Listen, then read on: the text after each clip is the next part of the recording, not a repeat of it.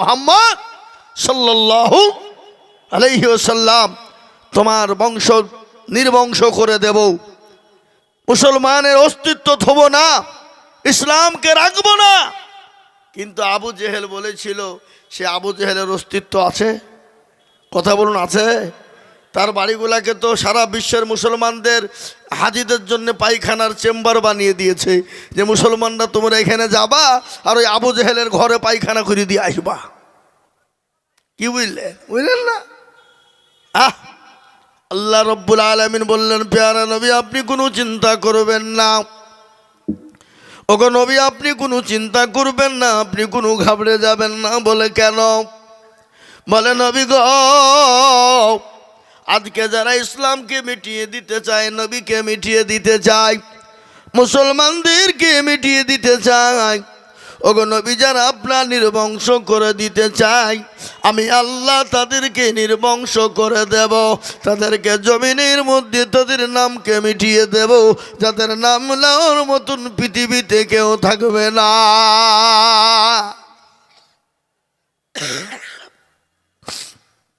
বলুন তো বাপ, পৃথিবীতে বহু জাতি আছে, বহু ধর্মের মানুষ আছে, কিন্তু কোন ধর্মের মানুষ, কোন জাতির মানুষ দেখেছেন আপনারা ছেলের নাম ফেরাউন রেখেছে, আবু জেহেল রেখেছে? কেউ রাখে নাই। কেন রাখে নাই আপনারা জানেন? সবাই ওরা জানে, পৃথিবীর জমিনে সব থেকে যদি এক নম্বর শয়তান মার্কা লোক থাকে, সেটা হলো ফেরাউন, আর সেটা হলো আবু জেহেল। ঠিক কিনা ধরে বলুন? কেউ তাদের ছেলেদের নাম কিন্তু রাখে না। মুসলমান দরদি দেখবেন, মুসলমানদের ভিতরে যারা নামাজ পড়ে না, রোজা করে না, কুল কলমা চিনে না, আল্লাহ চিনে না, নবী চিনে না, এরকম লোক আমাদের ভিতরে আছে না? নাই? কতক্ষণ আছে না? আমাদের দেশের লোক আজকাল নামাজ পড়ে নাকি? 98% মুসলমান নামাজ পড়ে না। ক% পড়ে জোরে বলুন? 2% পড়ে। আপনারা মনে মনে করলেন 2% মানুষেরা নামাজ পড়ে, এদের নামাজ হয় না রে বাবা, না। 2% মানুষের কিন্তু নামাজ হয় না। কোনো রকমই 1% লোকের নামাজ হয়ে যায়, আর 1% মুসলমান 1% লোকের নামাজ হয় না। বলে হুজুর আপনি কি করে বললেন? আমি আজিজুল হক বলে যাই, সে 20 বছর ধরে 15 বছর ধরে মুরব্বী নামাজ পড়ে, দাড়ি পেকে গেছে, চুল পেকে গেছে, চোখে নরম, দাঁতে নরম, চলতে পারে না, কিন্তু আত্মাকে এত জানে না, দুরূদ শরীফ জানে না, দোয়া কুনুত জানে না, দোয়া মাসনা জানে না, ইন্না তাইনা খুল, দেখা যায় তার মধ্যেও কুড়িটা ভুল আছে না? জোরে বলুন, কথা বলেন না কেন? এরা কিন্তু শিখেও না, শেখার চেষ্টাও করে না। এরা কোনোদিন বলে না হুজুর গো আপনি তো আমাদের ইমাম সাহেব, মসজিদের ইমাম, ও হুজুর একটু নামাজটা ঠিক করে দেবেন, কোরআনটা ঠিক করে দিবেন, ও হুজুর আপনাকে দুরূদ শরীফটা ঠিক করে দেবেন, জীবনেও বলবে না। আর ইমাম সাহেব যদি বলে চাচা বসেন আপনাকে নামাজ শিখাবো, আপনাকে এত শিখাবো, বলে মৌলবি বেশি পায়তারা করো না, আমি তোমার থেকে বেশি ভালো জানি। ঠিক কিনা জোরে বলুন? আর যদি বেশি মৌলবি পায়তারা করে যায়, ওই মৌলবিকে তাড়ানোর জন্য পিন চালাবে। পিন কাকে চালাবে? মসজিদের সেক্রেটারি, সভাপতি, ক্যাশিয়ার, এরা তো মূর্খ। দেখবেন আজকাল মসজিদের সেক্রেটারি, ক্যাশিয়ার, সভাপতি কারা? মসজিদের দরজা চিনে না যারা, তারা হলো মসজিদের সেক্রেটারি, সভাপতি, ক্যাশিয়ার। ঠিক কিনা ধরে বলুন? আপনাদের দিকে সব নাই নাকি? মুসলমান কাকে বলবেন, কার কথা বলবেন? ও দরদি গো, ও আল্লাহওয়ালা, কান করে শুনেলেন। ইসলাম এত পরিষ্কার, ইসলাম এত পরিচ্ছন্ন, ইসলামের ভিতরে দলপটি, মেজরিটি, মাইনরিটি ইসলামের ভিতরে নাই। আল্লাহ বললেন বান্দা তুমি বিদ্যা হয়ে গেছো, বড় হয়ে গেছো। আমি আল্লাহ কোরআনকে এত সহজ করে দিলাম, এত নরমাল করে দিলাম যে কেউ পড়তে পারবে। ছোট থেকে নিয়ে বিদ্যা পর্যন্ত যে কোনো চেষ্টা করলে কোরআন পড়তে পারবে। কিন্তু আমরা কোরআন শিখবো তো চায়ের দোকান চালাবে কে? নামাজ শিখবো তো চায়ের দোকানে ফতুয়া ফারাইজ করবে কে? আমরা কোরআন শিখবো তো সে চায়ের দোকানে বসে গেল্লাকে বাদ করবে কে? আমাদের ভিতরে গেল্লাকে বাদ আছে না নাই? জোরে বলুন, আছে না নাই? রাসূলুল্লাহ বলেন, আল সাদ্দুকি বাদু মিনাজ জানাব। ও মুসলমানকে বাদ গেল্লা করা, পরচর্চা করা এত গুনাহ। মুসলমান, জানা করলে যা গুনাহ হয়, গেবাদ গেল্লা করলে তার ডবল গুনাহ হয়। আমাদের দেশে গেল্লা গেবাদ পরচর্চা পরনিন্দা করে ঝামেলা বাঁধিয়ে দেওয়ার কথা। জোরে বলুন, ঠিক না বেঠিক? হ্যাঁ, আছে না নাই? আমি আপনাদেরকে বলবো, মুসলমান দরদি গো, আল্লাহ বলেন নবী আপনি কোনো টেনশন করবেন না, যারা ইসলামকে মিটিয়ে দিতে যায় আমি আল্লাহ মিটিয়ে দেব। ও মুসলমান, সেই ইসলাম এখনো পর্যন্ত আছে এবং কিয়ামত পর্যন্ত থাকবে। কোনো পৃথিবীর বেঈমান ইসলামের দিকে চোখ তুলে কেউ যদি তাকায়, আল্লাহ মানুষকে ছাড় দেয় কিন্তু আল্লাহ ছেড়ে দেয় না। আল্লাহ মানুষকে ছাড় দেয় কিন্তু ছেড়ে দেয় না। আজকে বাবরি মসজিদের কথাটাই আমি বলি। যারা সর্বপ্রথম ওই অযোধ্যার মাটিতে বাবরি মসজিদের ভিতরে শাবল বেড়েছিল, গম্বুজ ভেঙে গুড়িয়ে দিয়েছিল, যারা যারা করেছিল তারা পঙ্গু হয়ে গেছে। এমনকি যারা আপনার পঙ্গু হয় নাই, আল্লাহ তাদেরকে কলমাওয়ালা বানিয়ে মুসলমান বানিয়ে নিয়েছে। এ মুসলমান, তাই আমি আপনাদেরকে বলবো, আল্লাহ আছে, সে আল্লাহ কিন্তু ছেড়ে দেবে না।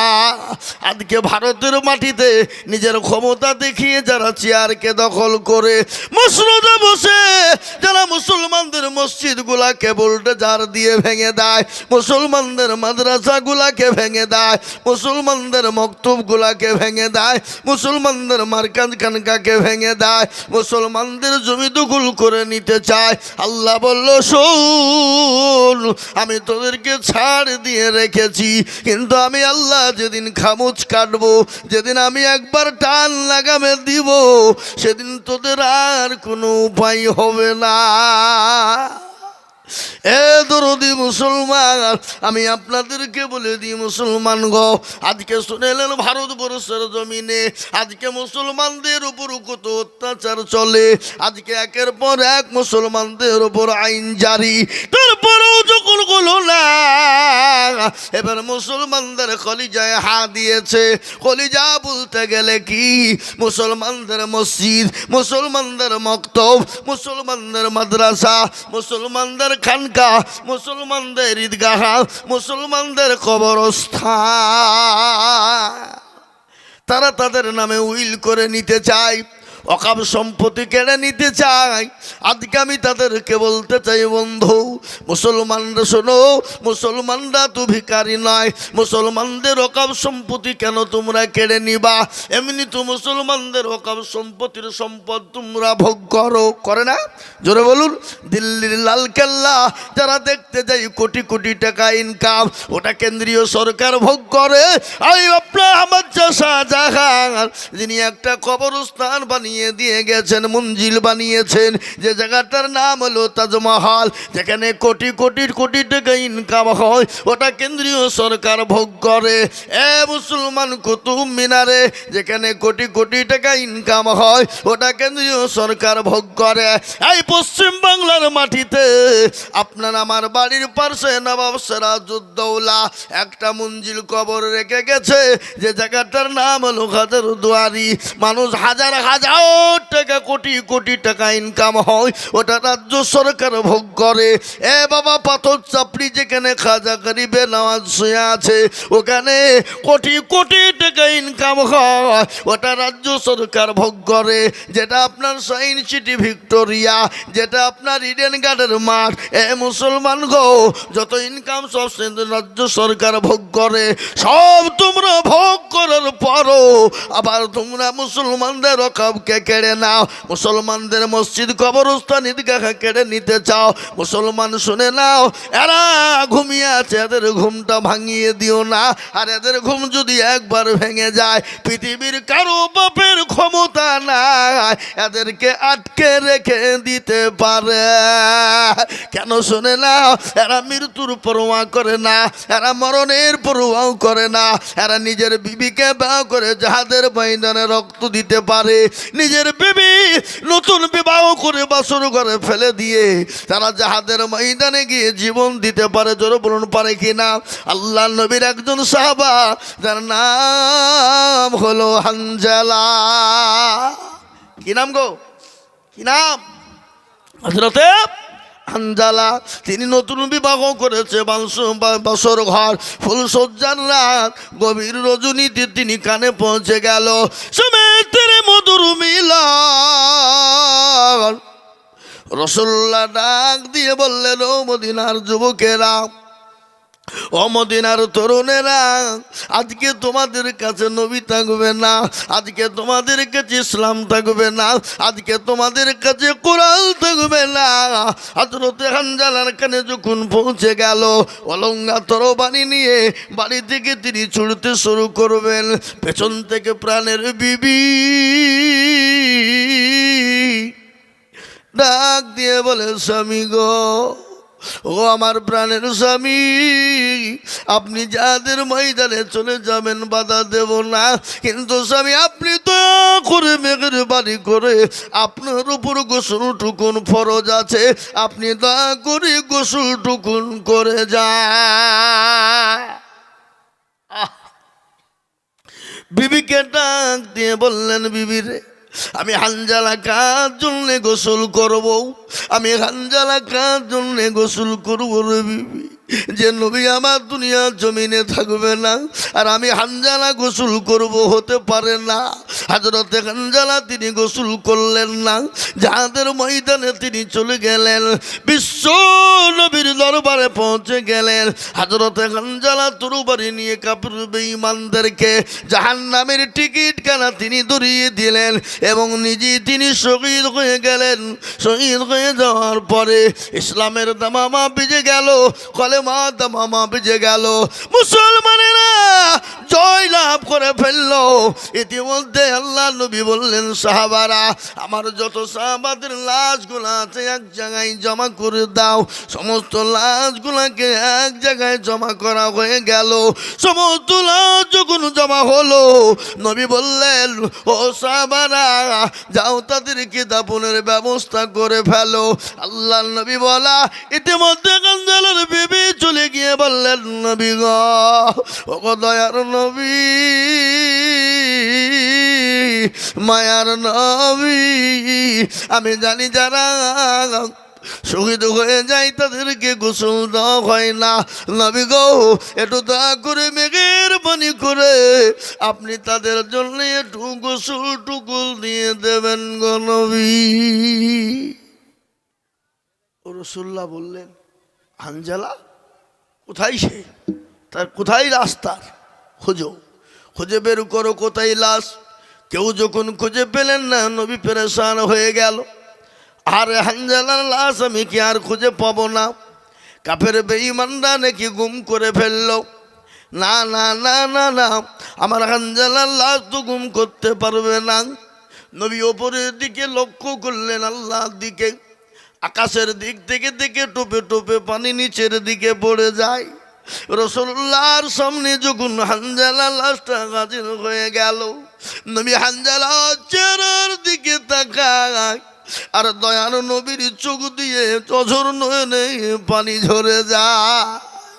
বলে হানজালা রে, জীবনের কোনো মায়া নাই, বিবির কোনো মায়া নাই। আজ ইসলামের জন্য, দিনের জন্য, ইসলামকে টিকিয়ে রাখার জন্য, রসুলের জন্য জীবনটাও দিতে দ্বিধাবোধ করলি না। ওরে হানজালা, আমি আল্লাহ, আমি নবী তোর উপর খুশি এবং রাজি হয়ে গেলাম। ওগো আল্লাহ, আমি হানজালার জন্য দোয়া করে দিলাম, হানজালার লাশটা জানে কবরের সাপ বিচ্ছুর জন্য হারাম হয়ে যায়। নবী বললেন, সাহাবারা, হানজালার লাশটা তোমরা দাফন করে দাও। হানজালার বিবিকে বলা হলো, হানজালার বিবি রে, আমার আল্লাহ দুনিয়ার কোনো পানি দিয়ে গোসল দেন নাই। আমার আল্লাহ হানজালার ওপর এত খুশি হয়েছে, তাকে দুনিয়ার কোনো পানি দ্বারা গোসল দেন নাই। আল্লাহ তাকে হাউজ কাউসারের পানি দিয়ে গোসল বানিয়ে দিয়েছে। সুবহানাল্লাহ বলুন। এ মুসলমান দরদি, হানজালাকে যখন দাফন করতে যাওয়া হলো, রাসূলুল্লাহ বললেন, ও সাহাবারা, হানজালাকে তোমরা সুন্দর করে দাফন করবা, তার সঙ্গে কোনো বেদবিপূর্ণ কোনো কাজ করবা না। হানজালাকে যখন কবরে যখন নামানো হলো, রাসূলুল্লাহ তার দিকে লক্ষ্য করে দেখলেন, আল্লাহর নবী দেখে মুচকি মুচকি হাসতে শুরু করে দিলেন। আল্লাহর নবীর সাহাবারা বললেন, ফিদাকা ইয়া রাসূলুল্লাহ, নবী গো, আমরা বুঝতে পারলাম না, আপনি যখন ওই হানজালার লাশটা কবরে রাখা হলো, আপনি মুচকি মুচকি কেন কাঁদছিলেন গো নবী? বলে, ও সাহাবা, তোমরা কি শুনবা? বলে, ইয়া রাসূলুল্লাহ একটু বলবেন। বলে, হানজালাকে যখন দাফন করা হলো, আমার আল্লাহর ওই জান্নাতের হুরুগালে মানরা হানজালার দিকে হানজালাকে নিয়ে তারা টানাটানি করতেছিল। আমি এই দেখে আমি নবী মুচকি হেসেছি। মুসলমান দরদি, যারা জীবনের মায়া করে নাই, বিবির মায়া করে নাই, সুলতানের মায়া করে নাই, আজকে তাদের মসজিদ মাদ্রাসা মক্তব মার্কাজ কবরস্থান ঈদগাহ কেড়ে নিবে, এক বিন্দু রক্ত থাকতেও ছেড়ে দেব না। এত হাতটা উঁচু করে দিয়ে বলুন না ইনশাআল্লাহ। নামিয়ে দেন হাত। এ বাবা, এ হাতটা যারা তুললেন তারা মনে মনে করছেন হয়তো ঠকে গেলাম না। এই দেখেন, কোরআন জিজ্ঞাসা করুন, কোরআন বলে দিল, আলিয়াউমা নাখতিমু আলা আফওয়াহিহিম ওয়া তুকাল্লিমুনা আইদিহিম ওয়া তাশহাদু আরজুলুহুম বিমা কানু কিয়ামতের দিন জবানে তালা মেরে দেবে। হাতকে বলবে কোন কাজে ব্যয় করেছিল, হাত বলবে পরওয়ারদিগার ওই সিঙ্গার মসজিদের মক্তব তৈরি করার জন্যে মুক্তাদিজুল হক হাত পেতে দিয়েছিল। এই হাতের বদলায় আল্লাহ জাহান্নামটা হারাম করে দেবে। তাই আমি আপনাদেরকে বলবো, বাপ একদিক দিয়ে বেঈমানরা কেড়ে নিয়ে ভেঙে দিতে যাবে, আর এক দিক দিয়ে মুসলমানরা রক্ত দিয়ে, শ্রম দিয়ে, বিবেক দিয়ে, জীবন দিয়ে, পয়সা দিয়ে মসজিদ মাদ্রাসা মক্তব তৈরি করব। একবার চিলিয়ে বলুন না ইনশাআল্লাহ। তার নমুনা বাবরি মসজিদ ঘোষণা হইল, শিলান্যাস হইল, কে বলছে 80 কোটি দিব, কে বলছে 100 কোটি, কে বলছে 1 কোটি দিব, কে বলছে 50 লাখ দিব, কে বলছে 100 টলি ইট দিব। ইট লিব না বলছো, তারপরও দেখছি বাপ জায়গা হয়েছে না। কি বলছেন আপনারা বলুন? ঠিক বলছি না ভুল বলছি? আল্লাহ, মনে হচ্ছে গোটা মুর্শিদাবাদের ভাটার ইটগুলো মনে হয় ওখানেই আছে। কি বুঝছেন আপনারা বলুন? এটা মুসলমানদের আবেগ, এটা মুসলমানদের দান, এটা মুসলমানদের জীবন। হে মুসলমান, তাই আমি আপনাদেরকে বলবো বাপরে, এটা মক্তব, আপনার মসজিদের মক্তব তৈরি করার উন্নতি কল্পে জালসা, এই মক্তব মাদ্রাসাকে তৈরি করার জন্যে আমি আপনাদের কাছে হাত পেতে দেব। বাবা, এখানে আপনার ছেলে, আমার ছেলে, আমার মেয়ে, আপনার মেয়ে কত কোরআন শিখবে, হাদিস শিখবে, নামাজ শিখবে, কোরআনওয়ালা বানবে, দিনওয়ালা ইমানওয়ালা হবে। তাই এই মক্তব মাদ্রাসাকে বানানোর জন্যে আমি আপনাদের কাছে একটু হাত পেতে দিব। আমি আজিজুল হক 2 লাখ 3 লাখ টাকা করে পর্যন্ত চাই, কিন্তু আজ আমি 2 লাখ 3 লাখ চাইব না। আমি জানি সিঙ্গার মুসলমানদের দিল বড়, মন বড়, অন্তর বড়। এদের দিল বড়, মন বড়, অন্তর বড়। কত টাকা কত দিকে চলে যায়, বিবি বাচ্চার পিছনে চলে যায়, ছেলে মেয়ের পিছনে চলে যায়, আত্মীয় স্বজন বন্ধু বান্ধবীর পিছনে চলে যায়, ডাক্তারের পিছনে চলে যায়। আমার আল্লাহর কোরআনকে বাঁচানোর জন্যে মক্তব তৈরি করলে ফুরিয়ে যাবে না। তাই একবার তাকবীর দিব, আর তাকবীর দেওয়ার সঙ্গে সঙ্গে তোরে 50,000 টাকার দাতা। একবার জোরে বলি নারে তাকবীর। ইনশাআল্লাহ এই সিঙ্গার মাটিতে মাস্টার, ডাক্তার, ব্যবসায়িক, জমিদার, পয়সাওয়ালা, আল্লাহওয়ালা, দিনওয়ালা, ইমানওয়ালা, কলমাওয়ালা, কোরআন আমলা, মসজিদওয়ালা, দিনমুখী, ইসলামমুখী সর্বপ্রথমে 50,000 টাকা দিয়ে আল্লাহর ঘর, নবীর ঘরের, আল্লাহর ঘর, মসজিদের মক্তবকে তৈরি করার জন্যে, দিনকে তৈরি করার জন্যে, দিনকে প্রতিষ্ঠিত করার জন্যে সর্বপ্রথম 50,000 টাকার দাতা এই সিঙ্গার মাটিতে আছে না নাই? জোরে বলুন, জোরে বলুন, আছে না নাই? অবশ্যই আছে। কিন্তু আজকে একটা কথা আপনাদেরকে শুনিয়ে দিই বাবা, শুনেলেন? আল্লাহু আকবার। আজ যা চলছে দেশে, এই কদিন আগে এসছিল ফুটবলার, কি নাম গো? মেসি। হ্যাঁ, যাকে দেখার লেগে 10,000 টাকার টিকিট, 15,000 টাকার টিকিট, আপনার মতন আমার মতন দাড়িওয়ালা টুপিওয়ালা গিয়ে লাইন। হ্যাঁ, কিন্তু বাপ মেসি আসেনি নাকি? এসছিল? তাহলে এসছিল তো বাবজি, ওইরকম টন্ড হইল কেন? কোন টন্ড বাবা? একবারে স্টেডিয়াম ভেঙে টেঙে চূর্ণ বিচূর্ণ করে ফেলাইছে। করেছে না করেনি? কথা বলেন, কারা করেছে? মুসলমানরা। যদি বাই চান্স যদি মুসলমানদের ওর ভিতরে 2টো মুসলমান কি একটা থাকতো, তোমনি বুলি ভেতে দেখো দেশে তোরই বুঝতো কি? বলছেন আপনারা বলুন? বলতো না? আল্লাহ না করুক মুসলমান ছিল না। আফলাতুন বিবি 1000 টাকা দিয়েছিল। হ্যাঁ, কি তাহলে আফলাতুন বলছে, তাহলে আমি কি বুঝবো? হ্যাঁ গো, আপেল শেখের আফলাতুন বলছে, তাহলে আমি আফলাতুন বিবি বলবো না? হ্যাঁ, নাকি? নামও ভালো, আফলাতুন। হ্যাঁ, আপেল, আপেল বললি হয়ে গেল নাকি? তো বলছে আফলাতুন। তো আপনারা বলেন যে আফলাতুন যদি বলে তো কি বুঝবেন? আপনি মেয়ে ছেলে তো ভাববেন নাকি? হ্যাঁ, আল্লাহুম্মা আপেল 1000 টাকা নগদ। কে কোন দিকে দিচ্ছে, কোন দিকে নিচে কয়? এই দেখেন, আল্লাহুম্মা আমিন। আল্লাহ তুমি কবুল করো, আল্লাহুম্মা আমিন।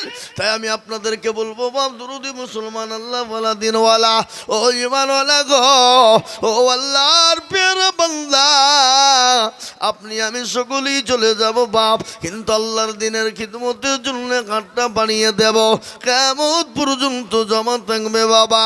তাই আমি আপনাদের কাছে 50,000 টাকার দাতা একজন দরদি এই মজলিসের ভিতরে দেখতে চাই। ইনশাল্লাহ এমন কোন দরদি মুসলমান হবে না এই সিঙ্গার। এই ভাই, এই এই কেন জোগাড় বলা? বসো বসো বসো। এই মাল দুটাকে ধরেন তো, 10,000 টাকা লিখে ধর। বিদেশের হোক তুমি সে দেশের হও, তুমি এতক্ষণ উঠলিয়ে না মলবি বক্তব্য করছিল আর আদায় করছে উঠিয়ে পালাইছ। দিতে হবে বলিয়ে। এ বাবা, সবাই দিতে পারে না বাপ। 1000 থাকলে দিতে পারে? কথা বলেন, দিতে পারে? এই জায়গা দরকার আছে না নাই? জোরে বলুন। দিল বড় যার মন বড় তার। তাই আমি আপনাদের কাছে বলবো 50,000 টাকা একজন দরদি এই মজলিসের ভিতরে কে আছে বলি? নাই? এ বাপ, হবে না? আমার আশা করি বাবা সিঙ্গার মাটিতে 50,000 টাকা দেওয়ার লোক নাই বাপ। আছে না নাই জোরে বলুন? আছে, কিন্তু হুজুর বহুত ভারী হয়ে গেছে, অত বড় দেওয়া যাবে না। কে? তানজোরা বিবি 1,000 টাকা দাত, আল্লাহ কবুল করে নাও। আল্লাহ জানে মালে বরকত দাও। আল্লাহ তুমি তার জন্য সম্পদকে তুমি বানিয়ে দাও। আমি বুঝতে পেরেছি বাপ আপনাদের ভিতরে 50,000 টাকা দেওয়ার মতন ক্ষমতা কারণ নাই, আমি বুঝে ফেলেছি। আমি একবারে কমিয়ে দিলাম। আমি এই মজলিসের ভিতরে আমি 10 জন দরদিকে বলবো বাপ 50 নাই, 20 নাই, 30 নাই, 40 নাই রে বাবা, আমি মাত্র 10,000 করে টাকা এই মজলিসের ভিতরে দেখতে চাই দরদি গো। অনেকের জন্ম দুঃখিনী মা কবরে চলে গেছে, অনেকের কলিজার সন্তান কবরে চলে গেছে, অনেকের ছেলে মেয়ে বাপ মা কবরে শুয়ে আছে। আল্লাহ এমন কোনো দরদির বেটা বিটি হবে না, এমন কোনো দরদি না। ও আল্লাহ তোমার দিনকে বাঁচানোর জন্য আমাদের কবরের আযাবটা একটু মাফ হয়ে যাবে। তাই আমি আপনাদের ভিতরে বলবো বাপরে 50 নাই, 20 নয় বাবা, আমি মাত্র 10,000 করে টাকা আমি এই মজলিসের ভিতরে সর্বপ্রথম একজন দেখতে চাই ইনশাল্লাহ। আসুন 50 লয় বাপ, আমি মাত্র 10,000 করে টাকা আপনাদের ভিতরে। সুবহানাল্লাহ, কি নাম? এ দেখেন মাস্টার বাবেরুল ইসলাম, তিনার আম্মা জান দিবে 10,000। ধরা বলি না রে তাকবীর। আল্লাহ রফিয়ারা বান্দি কোথায় মাগো ছিল, জননী গোপদার হতে 10,000 লিখিল। আরো তোমা করি আমি জননীর কারণ, দিও গো জননীকে গো সুখের জীবন। আরো তোমা করি আমি এ করি গরবানা, জননীকে তুমি মালা কখনো ভুলো না। আরো দোয়া করি আমি জননীর কারণ, এই আল্লাহ জননীকে দিও সুখের জীবন।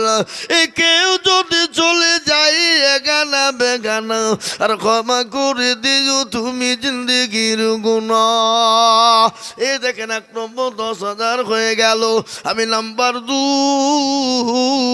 আমি আপনাদের কাছে দেখতে চাই রে বাপ, আমি 20,000 50,000 করে বলছি না বাবা, আমি একবারে কমিয়ে দিলাম। আমি এই মজলিসের ডানে বায়ে পিছনে সামনে উপরে নিচে আমি একবার আল্লাহর বান্দা 2 নম্বরে 10,000 টাকার দাতা আর একজন দরুদি গো, একটু হাতটা উঁচু করে দিয়ে বলুন ইনশাল্লাহ।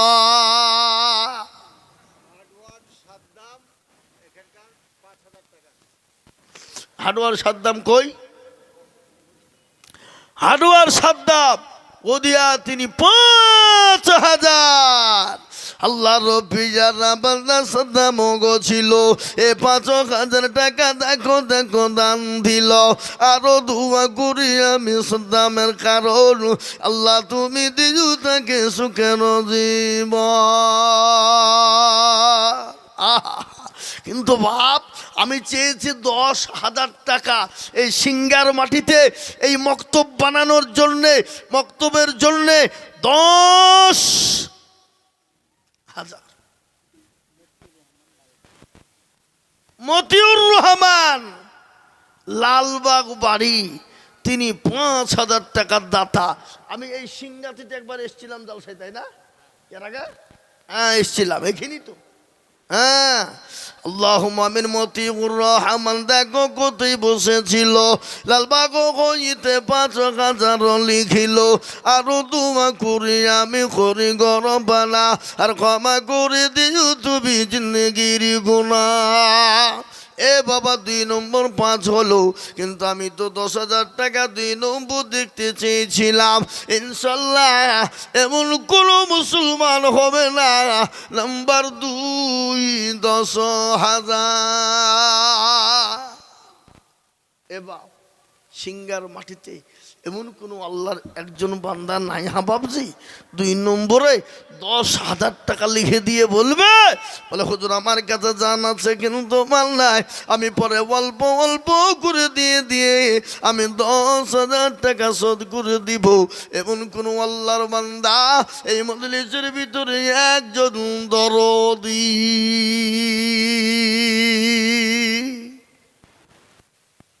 হবে না? আহা আল্লাহ তুমি কবুল করো, আল্লাহ তুমি জানে মালে বরকত দিও, ধন সম্পদ বাড়িয়ে দিও। আল্লাহ সুবহানাল্লাহ। কি নাম? আনিসুর রহমান। 10,000, 1,000 নগদ, 10,000 বাকি। আমি জানি বাপ, সিঙ্গার মাটির দিল বড় বাবা। আমি এর আগেও দেখে গেছিলাম, এদেশের মানুষের মন বড়, অন্তর বড়। শুনলেন, দিল বড় যার, দুনিয়া আখেরাত কবর হাসর মিজান ফুলসিরাত বড় তার। দিল ছোট হবে যার, সব জায়গায় ছোট হবে তার। বুঝতে পারলেন না? এ দেখেন আল্লাহ রফি যারা বান্দাগার রহমান ছিল, এ 10,000 টাকা দেখো দেখো দান দিল, এ নগদ দেখো বাকি 9 মিলে 10 হলো। আল্লাহ তুমি দানের পাল্লা ভারী করে দিও। এই আরো দোয়া করে আমি বান্দা যে তোমার ক্ষমা করে দিও তুমি জিন্দগি তাহা।